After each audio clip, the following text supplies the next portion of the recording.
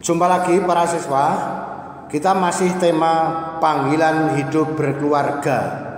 Tapi subtemanya adalah menjalani hidup berkeluarga itu. Bahwa kita harus masih mempertahankan nilai yang ada dalam perkawinan, itu adalah untuk melaksanakan perintah Tuhan. Sehingga apa yang kita pilih harus menjadi panggilan yang memang kita isi dengan baik dan kita persiapkan. Jadi kita akan melihat beberapa masalah, menyebutkan, menganalisa keluarga kok retak kenapa ya, lalu menjelaskan arti dan makna keluarga itu sebetulnya apa, sehingga kalau retak itu nanti bisa diatasi. Lalu supaya para siswa itu bisa menjelaskan keluarga dalam terang ajaran Katolik itu seperti apa. Lalu menjelaskan komunikasi itu sebagai perkat dalam keluarga, komunikasi. Tapi seperti apa? Lalu menjelaskan hak dan kewajiban dalam keluarga. Nah, nanti kita akan lihat keluarga berencana, tapi mungkin supaya videonya tidak terlalu panjang, maka ini nanti yang lain saja. Nah, baik para siswa, arti dan makna keluarga adalah masyarakat yang paling kecil. Biasanya ada bapak sama ibu, itu sudah berkeluarga. Nah, lebih luas bapak sama ibu sama anak, itu sudah satu keluarga, itu paling kecil. Keluarga adalah sekolah yang terbaik untuk menanamkan keutamaan sosial. Dalam keluarga itu apa saja, misalnya orang tuanya, bapak ibunya menjelaskan, ini temannya apa itu kekurangan, dikasih makanan, punya makanan roti satu bisa dibagi. Kira-kira seperti itu menjadi pelajaran dalam keluarga. Keutamaan bisa ditanamkan dalam keluarga. Bagaimana keluarga dipandang oleh Gereja Katolik? Gereja Katolik mempunyai surat apostolik atau ajaran gereja oleh para uskup, namanya bahasa sana judul bukunya itu Familiaris Consortio. Itu sudah diindonesiakan. Nah, di dalam buku itu tercantum bagaimana ajaran Gereja Katolik tentang hidup berkeluarga. Bagaimana sikap Gereja Katolik dengan hidup keluarga. Ya, ringkasnya seperti ini. Keluarga adalah ikatan antara orang-orang yang berusaha supaya cinta mereka makin hari makin menghangatkan persatuan mereka. Berarti dihargai perkawinan itu. Semakin hari semakin hangat diharapkan. Dan itu harus selalu diusahakan hangat. Maka tetap enggak cerai-ceraian. Keluarga berdasarkan perkawinan, di dalamnya pria dan wanita sama derajatnya. Dan anak-anak adalah hadiah yang paling berharga. Jadi dalam perkawinan Katolik itu pria, wanita sama derajatnya. Mungkin fungsinya beda. Bapak kerja kantor, ibu mungkin tidak kerja menghasilkan uang, tetapi kerja ibu di rumah itu juga tenaganya tersita. Nah, kira-kira seperti itu. Keluarga merupakan sekolah kebajikan manusiawi. Apa saja yang mau diajarkan kepada anak kecil itu ternyata diajarkan dalam keluarga. Sikap-sikap kebajikan ada itu tumbuh dalam keluarga, dan tempat semua anggota keluarga belajar saling memperhatikan dan melayani satu sama lain. Dalam lingkungan keluarga, perselisihan serta perbedaan yang biasa terjadi antara manusia itu lebih mudah diatasi. Suasana saling mengerti dan kerukunan dibina. Wajar dalam keluarga itu perselisihan itu wajar, karena memang terdiri dari dua orang yang punya latar belakang berbeda dan punya pemikiran yang berbeda. Maka satu hal mesti ada perbedaan dulu. Nah, setelah dibicarakan, mungkin yang satu mengalah atau bagaimana, atau mencari jalan tengah atau bagaimana, maka disitulah letak kerukunannya. Keluarga adalah sel kehidupan masyarakat.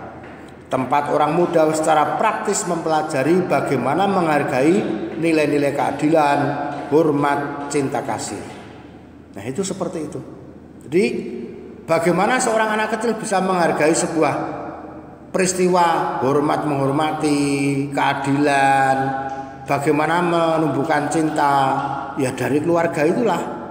Seorang bapak sama ibu menunjukkan cintanya satu sama lain, maka anak kecil itu juga akan tumbuh cintanya satu sama lain nantinya. Seorang anak kecil itu tugasnya sebelum bisa bicara, seorang anak kecil itu tugasnya merekam. Maka kalau seorang anak bayi lahir dalam keluarga yang omongannya itu selalu rusak, selalu jelek, jangan kaget kalau ketika bayi itu nanti bisa berbicara, dia akan berbicara mengeluarkan semua perbendaharaan kata yang ia dengar dan ia rekam ketika masih kecil. Jangan marah-marah, kamu yang mengajari siapa? Kamu yang mengajari siapa? Yang mengajari ya bapak sama ibu. Anak ini cuma mendengar dan merekam. Lalu kita bicara mengenai dasar hidup keluarga. Cinta kasih. Dasar hidup keluarga itu cinta kasih. Berawal dari kita sendiri mengalami cinta kasih. Cinta adalah dasar keluarga. Dalam hidup kita, kita lahir karena cinta orang tua. Kita lahir karena kita juga dicintai banyak orang. Dan kita besar, kita hidup karena cinta.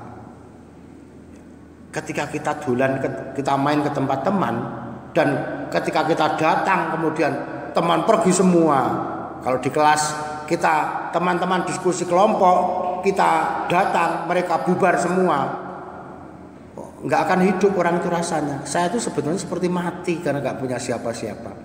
Dia nggak punya cinta, nggak ada cinta dari teman-temannya.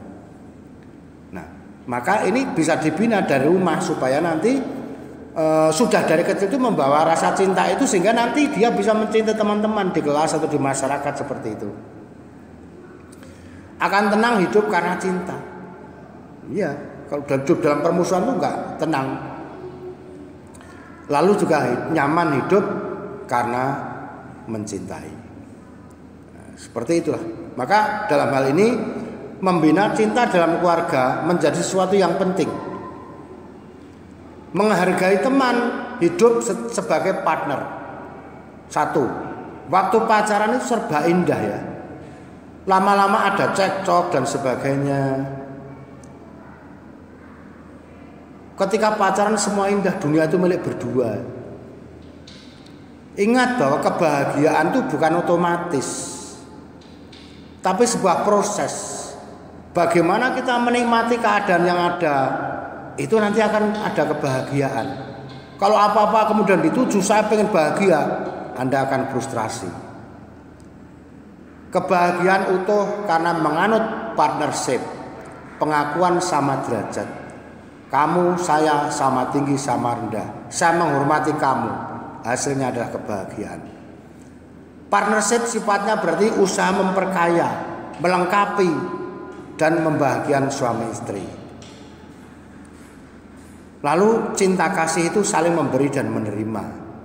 Hidup bersama harus ada penyerahan diri secara total kepada pasangannya. Artinya apa? Tidak ada rahasia lagi. Kalau dalam satu keluarga seorang suami masih mempunyai rahasia terhadap istri, suatu saat itu juga nanti akan menjadi bom waktu.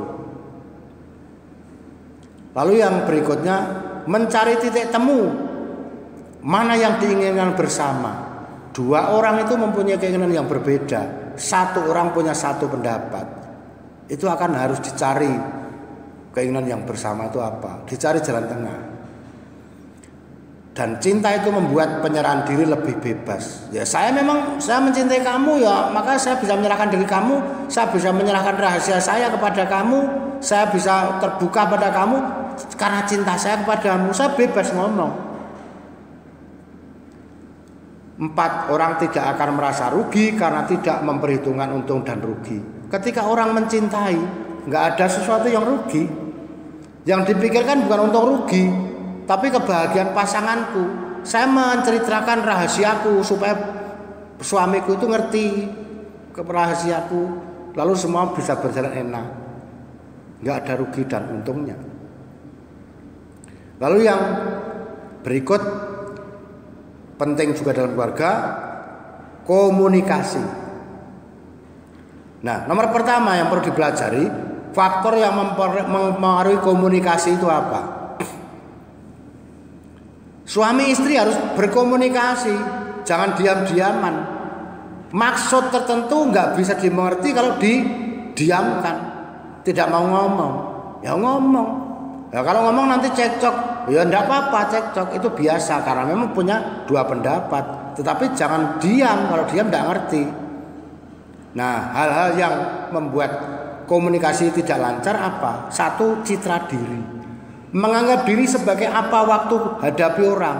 Dia sebagai bapak atau sebagai teman. Kalau sebagai bapak maka yang lain itu sebagai anak kecil semua. Maunya cuma dinasihati. Atau sebagai menganggap yang lain sebagai teman, maka dibiarkan saja. Ya kurang tepat. Ini citra diri. Lalu citra pihak lain. Anak dianggap anak ringusan, bapak akan perintah-perintah. Saya ngomong sama orang lain saya anggap sebagai anak, sebagai orang yang tidak tahu apa-apa. Saya perintah apa-apa, perintah. Ya nanti ya yang diperintah nggak mau. Menganggap anak cerdas, bapak akan ajak pertimbangan dan berpikir. Nah, ada citra diri yang seperti itu. Anak saya itu sudah dewasa, maka sekarang saya ajak berbicara umum. Enak sebagai teman, juga sebagai anak, ada sopan santun dan sebagainya. Maka anak juga senang, bapaknya juga senang. Dua, komunikasi yang mengena. Nah, komunikasi yang mengena itu seperti apa? Komunikasi tidak sepihak, komunikasi tidak ada yang mengalahkan, dikalahkan. Komunikasi yang mengena itu seperti ini. Pertama, harus ada mendengarkan. Mendengarkan tidak sama dengan mendengar. Ada kemauan mendengar, mau memberi waktu, tidak memutus pembicaraan. Ketika lawan saya berbicara, saya mendengarkan. Kalau mungkin ada nanti pertanyaan, saya tulis dulu. Nanti ditanyakan ketika waktu dia sudah selesai. Jadi jangan sampai nanti pasangan saya lagi berbicara, saya potong. Yang mau dibicarakan kan belum selesai. Maksudnya belum kita ketahui secara utuh. Nah inilah kita sulit mengendalikan mulut kita untuk menutup mulut. Dan kita lebih cenderung untuk segera memberi nasihat orang. Ada orang yang mau curhat kepada kita. Saya cerita begini-begini belum selesai ngomong. Oh iya saya tahu, saya menjadi penasihat ulung. Ya masalahnya belum selesai. Dengarkan pasangan kita berbicara. Ketika sudah selesai, barulah kita memberi jawaban. Lalu yang kedua, keterbukaan. Tidak memberi penilaian sebelum mendengarkan sampai akhir. Termasuk perasaan. Ini sama seperti itu. Kita terbuka menerima. Mungkin kita sudah dengar informasi dari mana-mana, tapi ketika orang ini ngomong tentang hal yang sama, dengarkan seolah-olah kita belum pernah tahu. Jangan dia baru ngomong cerita ini, oh iya, saya sudah tahu kemarin dari teman-teman. Ya kan kecewa dia mau ngomong. Nah kita sering seperti itu, memutus pembicaraan itu lebih senang kita tuh. Tapi mendengarkan nggak betah. Berikut sikap percaya. Perkawinan tidak ada percaya maka akan curiga terus. Suami dicurigai, pergi kemana nanti dicurigai. Mungkin tentang uang, mungkin menyerahkan sekian, masih curiga, mungkin ada yang disimpan dan sebagainya. Nah begitulah kira-kira yang terjadi di masyarakat. Nomor 3, rintangan komunikasi. Ya karena kepentingan diri sendiri. Mungkin saya itu sudah waktunya mepet sekali, teman bicara ya saya bosen ya. Mungkin emosi kita kadang punya emosi, harus dikendalikan supaya tidak keluar kata-kata buruk. Walaupun mungkin yang diomongkan pasangan saya itu tidak enak, ya jangan dikeluarkan kata-kata buruk, jangan diremeh-remehkan. Kayak begitu aja diceritakan. Saya udah tahu kemarin, jangan begitu. Namanya menghargai. Lalu permusuhan, suka cari salah orang. Jadi sekarang ini ada orang yang bersalah pada kita, datang pada kita ngomong, nggak usah diingat-ingat lagi kesalahan kemarin. Pengalaman masa lampau sama. Orang itu sekarang datang ke tempat kita, padahal dulu pernah nipu kita, terus yang kita ingat cuman oh kamu pasti penipu. Nggak salah, belum tentu. Sekarang mungkin dia menjadi lebih baik. Dan pasangan kita juga ngomong, kamu dulu seperti itu, kamu pasti sekarang seperti ini juga. Enggak, belum tentu. Mungkin sudah menjadi lebih baik. Pembelaan diri, omong baik diterima lain, gitu. Kadang-kadang kita ngomong salah mengerti. Hubungannya rusak kalau kita omong sama istri atau suami atau mungkin pada lawan bicara kita sih lupa. Kadang-kadang kita fokus pada sifatnya. Maka ya hanya rusak, pembicaraan tidak jadi, ngobrol tidak jadi, karena selalu ingat kamu sifatnya seperti itu. Kalau kamu ngomong seperti itu pasti kamu akan seperti ini. Ya salah, jangan menghakimi sebelum dia berbicara. Bentuk komunikasi ada 4. Bentuk komunikasi yang pertama diskusi, yang kedua dialog, yang ketiga bahasa tubuh, yang keempat hubungan seks. Bentuk komunikasi dalam keluarga itu diskusi, omong-omong mulai hal yang yang biasa-biasa saja sampai pada penting merencanakan sesuatu, membicarakan masalah. Namanya diskusi omong ngobrol saja. Jangan kemudian dalam keluarga diam-diaman saja. Tapi apa-apa diomongkan boleh,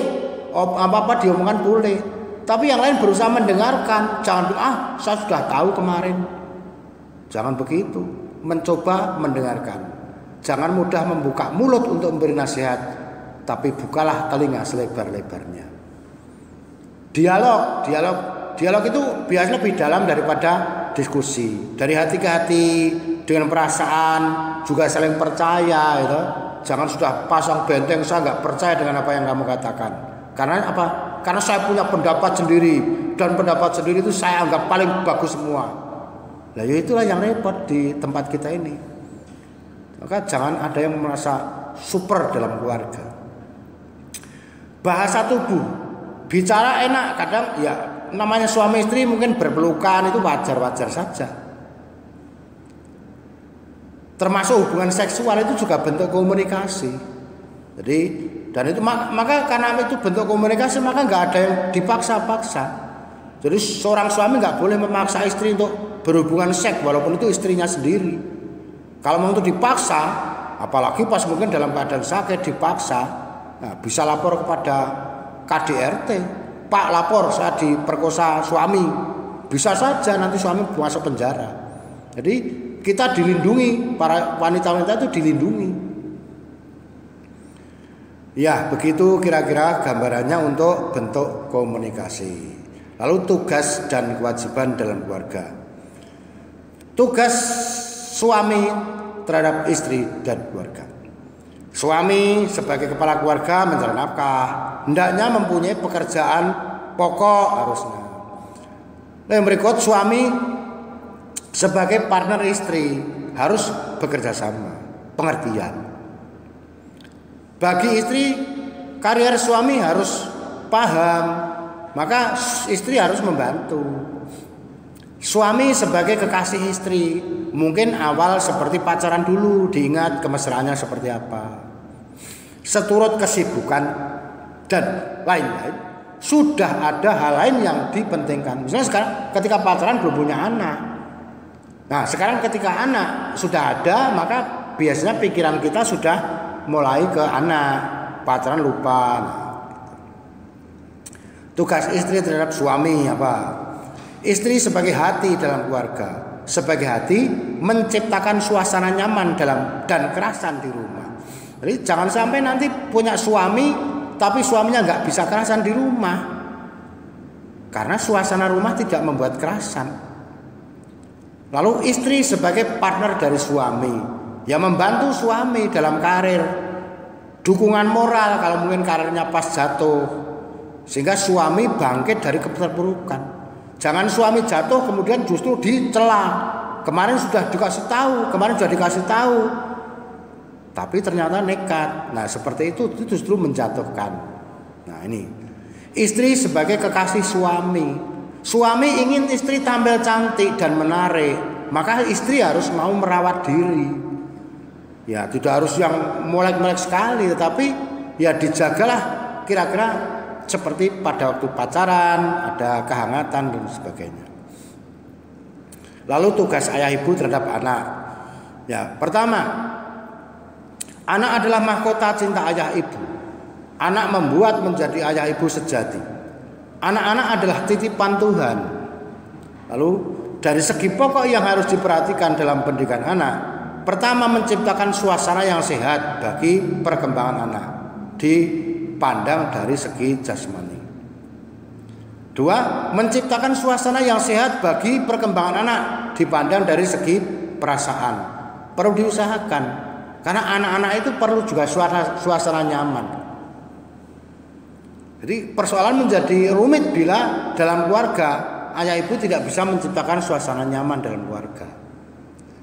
Jadi hubungannya supaya tetap mesra, usaha yang sungguh menjadi ya cinta ayah dan ibu dan sebagainya, pokoknya enak lah. Lalu menciptakan suasana sehat bagi anak dari segi pikiran. Yang berikut, memperhatikan rohani iman anak, mungkin berdoa, diajak berdoa, membaca kitab suci, juga mungkin merayakan ibadat-ibadat, perayaan sakramen dan sebagainya. Jadi keluarga sebagai gereja kecil atau keluarga sebagai sel kecil, nah ayah dan ibu adalah pemimpinnya, termasuk tempat untuk moral dan budi pekerti di sana. Nah, tugas keluarga dalam masyarakat juga ada. Jadi ketika keluarga kecil sudah menjadi bagian dalam masyarakat, maka punya tugas dalam keluarga, ya keluarga supaya hadir bagi orang lain. Jadi gereja hadir untuk orang lain. Sakramen perkawinan tidak hanya untuk berdua. Nilai-nilai baik sakramen perkawinan itu tidak hanya untuk berdua, tapi untuk banyak orang. Sifat perkawinan adalah misioner. Nilai-nilai baik perkawinan, kerukunan, cinta kasih, adil, dan dengan nilai sakramennya adalah juga untuk orang lain. Baik para siswa, kita mengakhiri supaya nanti videonya juga tidak terlalu panjang. Mengapa cinta disebut landasan hidup keluarga? Ya, nanti dipikirkan. Mengapa komunikasi sangat penting dalam keluarga? Lalu yang berikutnya, apa kiranya tugas masing-masing dalam keluarga? Nah, saya kira itu ya. Sumber pembelajaran kita dari buku-buku yang menjadi sumber, pengarangnya jelas, memang punya bobot dan ilmunya juga jelas.